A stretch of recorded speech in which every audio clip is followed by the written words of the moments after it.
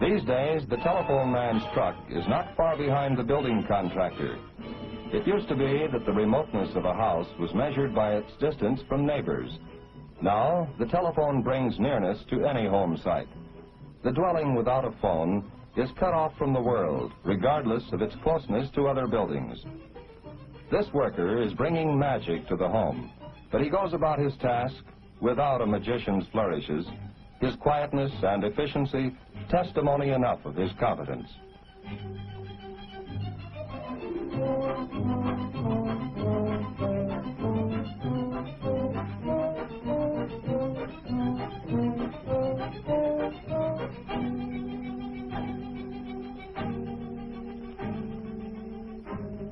How many times must he hear with satisfaction the cry, "Mummy, the telephone man's here."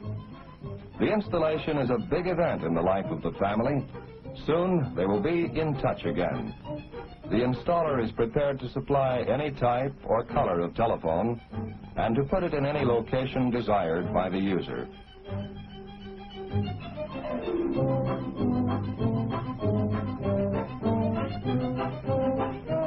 This comparatively small box of electrical parts that gives every one of us a bigger voice is a modern miracle.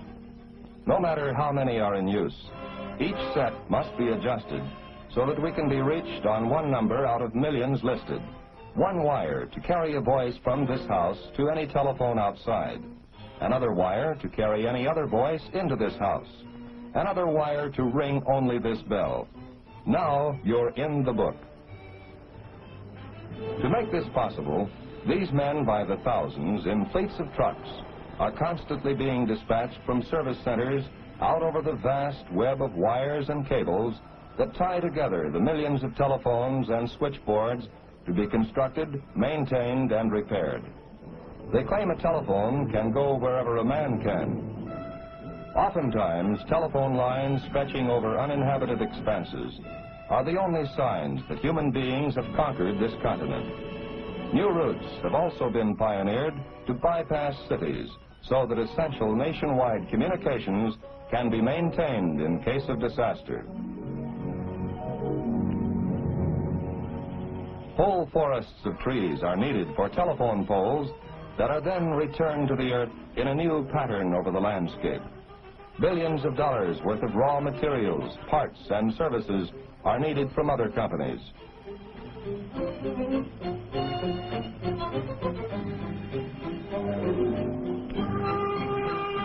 While his work would seem to have many ready-made occupational hazards in handling heavy materials, working on high wires, using sharp tools, and being out in all kinds of adverse weather, the telephone man has learned his safety lesson well. He has achieved one of the best safety records in American industry. Less than one disabling injury for each million man-hours worked, as against 12 such accidents in all manufacturing. Each telephone truck is like a large toolbox on wheels, a toolbox that carries the men to the job instead of being carried by them. Some of the trucks are equipped with special apparatus like cranes, ladders, or lifts. When they travel in caravans, the vehicles make self-sufficient construction and repair units, prepared to carry out any plans or to meet any emergency.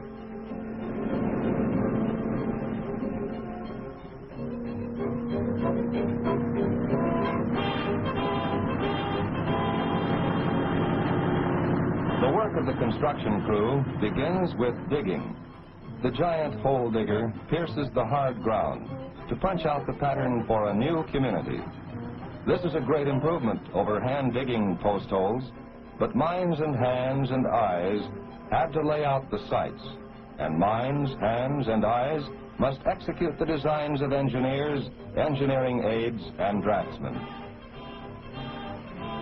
The poles which once shot forth branches to support whispering leaves are again placed in their natural element, this time to carry human speech, whether whispered or shouted.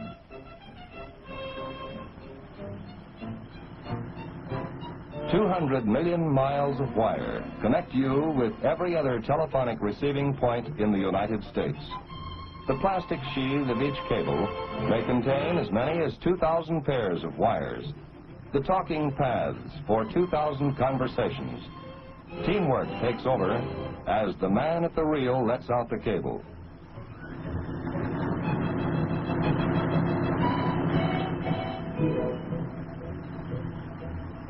Another guides the leading end from pole to pole, each pole becoming a giant needle, threaded to sew a system of communication together as firmly as any fabric was ever sewn. Every inch of advance increases the range of your voice by that much more.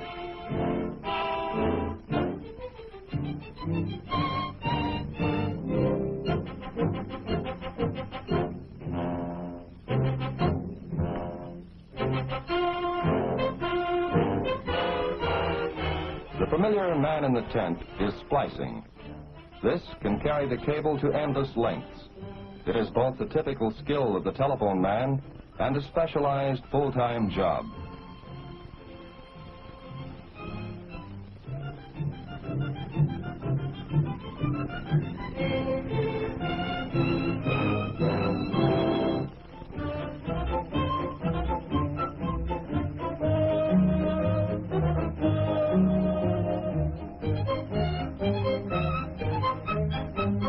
Where the stringing of overhead lines is not practical, lines may be laid underground, trunk cables between switching centers or cities, main feeder cables from central offices to distributor cables for communities, distributor cables to individual house lines and back.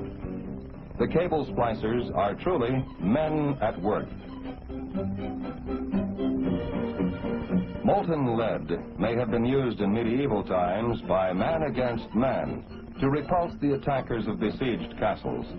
But the telephone man uses the same hot metal to bind men together.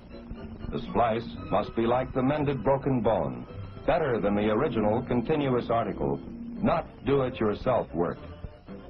Wiping a joint like this in lead cable is a functional industrial art. Training takes place throughout the careers of telephone workers so that they may qualify for more difficult and responsible assignments.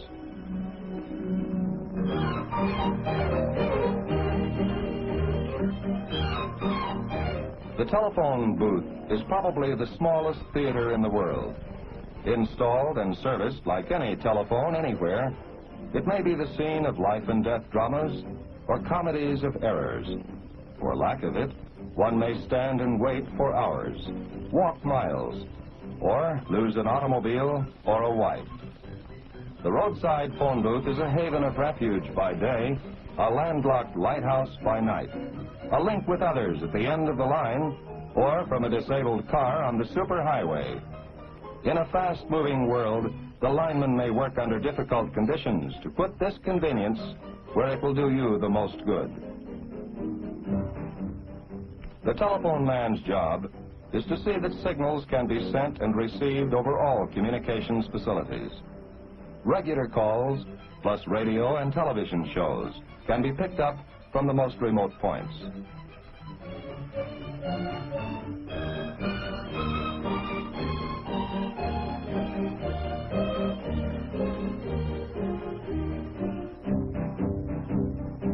These signals are bounced to a central office or network broadcasting station and then forwarded to wherever desired.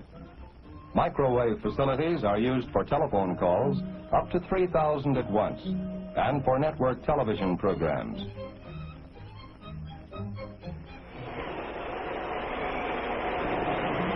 Anything can happen, however. It did with the hurricanes of the 30s. Nearly all facilities knocked out in whole regions. House lines, feeder lines, main lines. Whether the situation is in flux or frozen into a great white silence, it can happen that communication is cut off. The phone bell cannot ring. The party cannot answer. The word cannot get through. To take care of such emergencies, there are men and materials at the ready to give essential service under any conditions.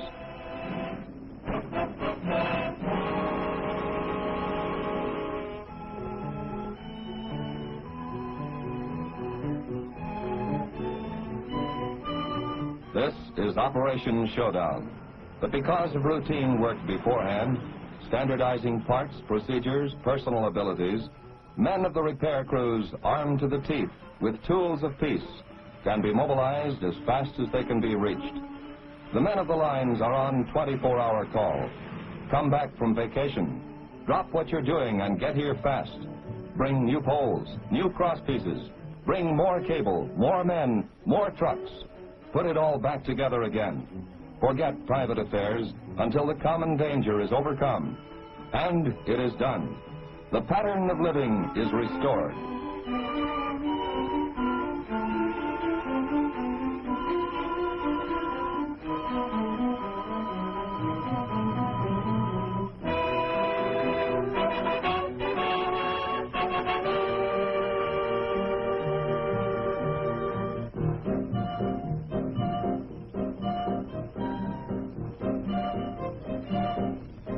The flow of words can resume. Words that will die on the wind, words of deathless wisdom, words that can save the world or doom it.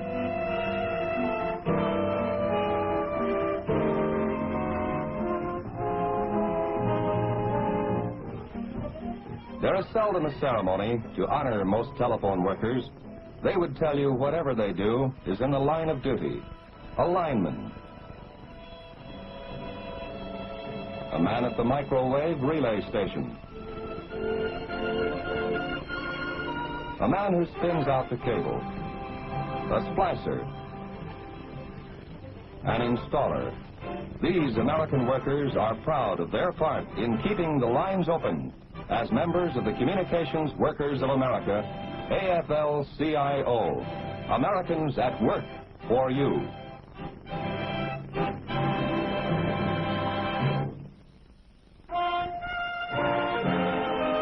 Americans at Work, presented as a public service by the AFL-CIO. Next week, another interesting story of Americans at Work, Americans whose skill and effort help keep our country great and strong.